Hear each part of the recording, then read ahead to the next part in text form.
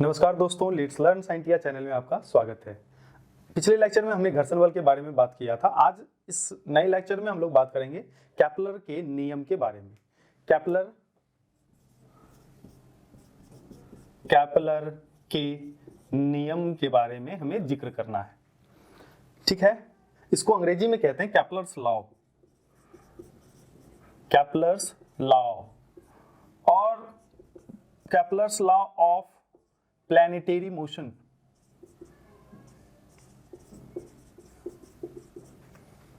ठीक है।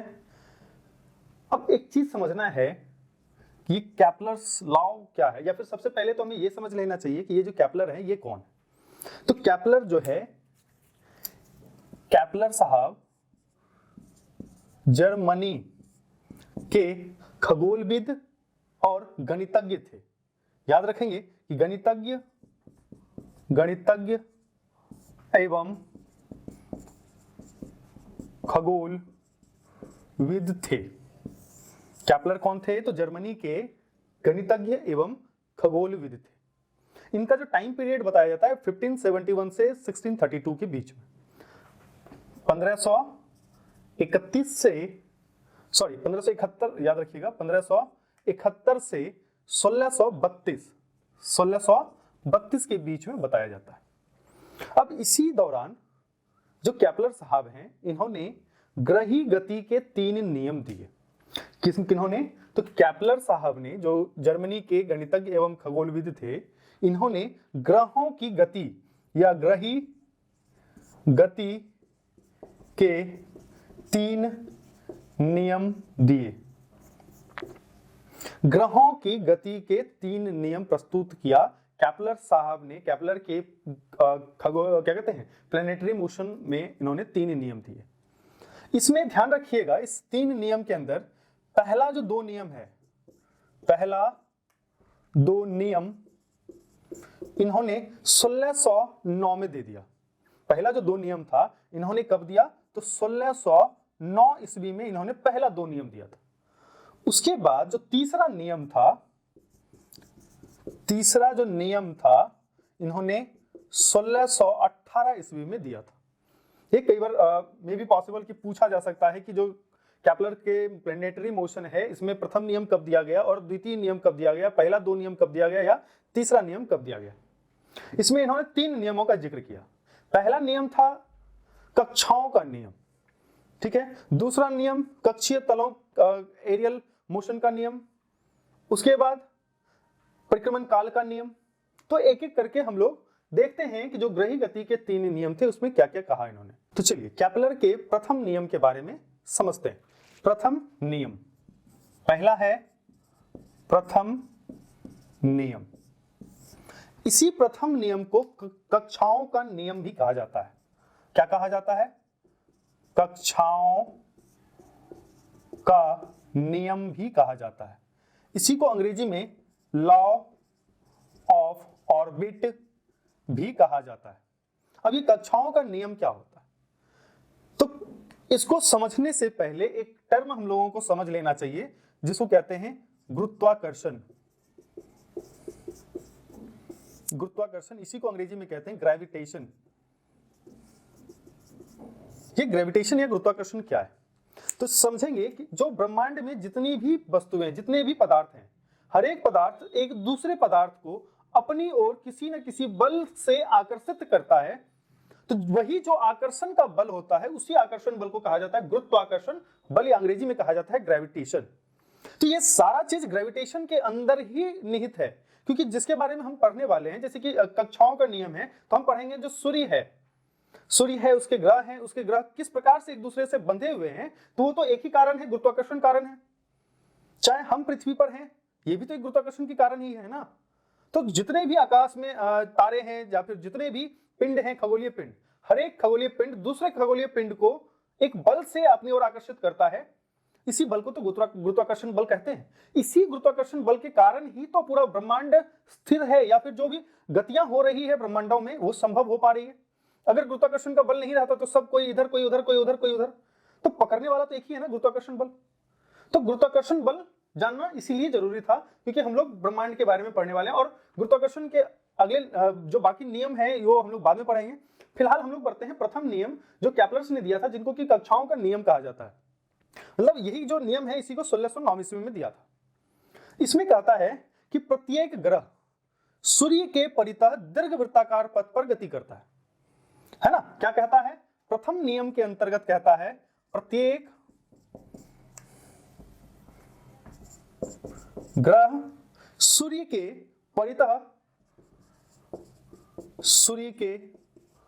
परितः दीर्घवृत्ताकार पथ, याद रखिएगा दीर्घवृत्ताकार पथ पर परिक्रमा, याद रखिएगा कि क्या करती है? दीर्घवृत्ताकार पथ पर परिक्रमा करती है या गति करती है। दीर्घवृत्ताकार पथ पर गति करती है। तो इसी कहा जाता है, इसी दौरान जिस दीर्घवृत्ताकार पथ पर गति कर रही होती है उसी दीर्घवृत्ताकार के किसी एक फोकस पर सूर्य होता है। ठीक है, यही तो प्रथम नियम है ना, कि कहता है प्रत्येक ग्रह सूर्य के परितः दीर्घवृत्ताकार पथ पर गति करती है ना, गति करती है। और साथ ही साथ क्या है?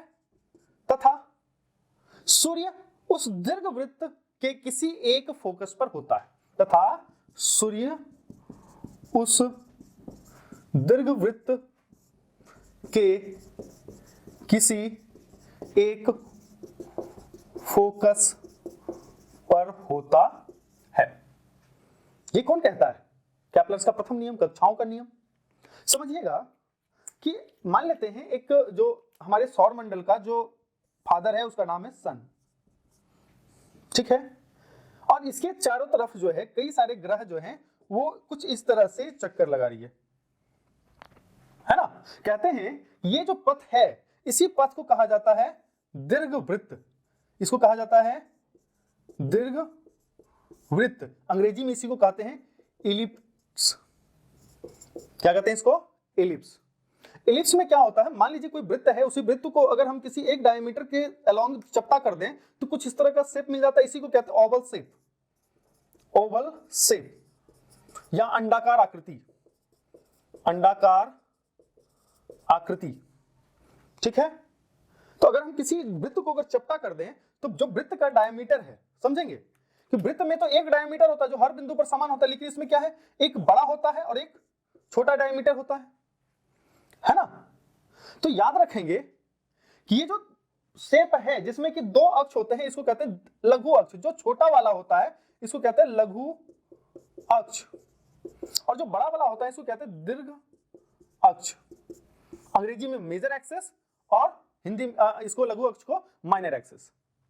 ठीक है, तो कहता है ये जो प्रथम नियम है कि प्रत्येक ग्रह सूर्य के परितः दीर्घवृत्ताकार पथ पर गति करती है। तो जो ग्रह है, हम पृथ्वी का उदाहरण लेके चलते हैं। मान लीजिए कोई पृथ्वी है जो सूर्य के परितः दीर्घवृत्ताकार पथ पर इसी तरह से इस पथ को फॉलो करते हुए चलती है। ठीक है, इस पथ पर चलती है। तो कहता है अगर मैं इसे मिटा दूं तो कहता है कि सूर्य उस दीर्घवृत्त के किसी एक फोकस पर होगा। तो याद रखिएगा कि बस आप लोग इतना समझिए कि कोई जो दीर्घवृत्त होता है उसके दो फोकस पॉइंट होते हैं। एक जो दीर्घ अक्ष है उसी के ऊपर दो फोकस पॉइंट होते हैं, एक F1 और एक इधर F2, जो कि केंद्र से दूरस्थ होते हैं। इसको कहते हैं फोकस बिंदु, फोकस बिंदु कहते हैं। ठीक है, अब देखते हैं यहाँ जो ये दीर्घवृत्त है, जो पथ है, इस पथ में एक दीर्घ अक्ष होगा। तो इस दीर्घ अक्ष को ड्रॉ कर लेते हैं हम लोग। हमने ड्रॉ कर लिया। इस दीर्घ अक्ष का ये तो एक केंद्र है ना, जो कि यहाँ पर इलिप्स का केंद्र है, इसको कह देंगे हम लोग केंद्र। ठीक है, यहां पर देखिए इस केंद्र के सापेक्ष एक फोकस यहां पर होगा और एक फोकस यहां पर होगा। तो वही तो कह रहा है ना कि जिस दीर्घवृत्ताकार पथ पर घूमते हैं उस दीर्घवृत्त के दीर्घ अक्ष के किसी एक फोकस पर सूर्य है। तो मान लेते हैं कि या तो यहां पर होगा सूर्य या तो यहां पर होगा। तो हम मान लेते हैं कि सूर्य कहां पर है? यहां पर है। यहां पर क्या है आपका? यहां पर सूर्य है। तो कहता है किसी एक फोकस पर सूर्य है और पृथ्वी या कोई भी अन्य ग्रह इस दीर्घवृत्ताकार पथ पर परिभ्रमण कर रही है। ठीक है, यही क्या है आपका? इसको मान लेते हैं प्लैनेट है। ये क्या है आपका? प्लैनेट है। है ना। तो कहता है प्रथम नियम में कि प्रत्येक ग्रह सूर्य के परितः दीर्घ वृत्ताकार पथ पर गति करती है तथा सूर्य उस दीर्घ वृत्त के दीर्घ अक्ष के किसी एक फोकस पर होता है। दीर्घ वृत्त के दीर्घ अक्ष के किसी एक फोकस पर होता है, इसी को कहते हैं केपलर का प्रथम नियम। इसी को कहा जाता है कक्षाओं का नियम। इसी नियम को 1609 ईस्वी में केपलर साहब ने दिया था। जोहान्स केपलर नाम है इनका,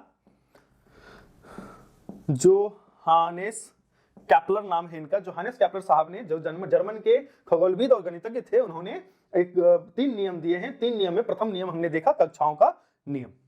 अगले लेक्चर में हम लोग द्वितीय नियम को पढ़ेंगे, जिसको कि क्षेत्रफलीय चाल का नियम भी कहते हैं। तब तक के लिए एंजॉय कीजिए, वीडियो को थोड़ा अच्छे से देखिए।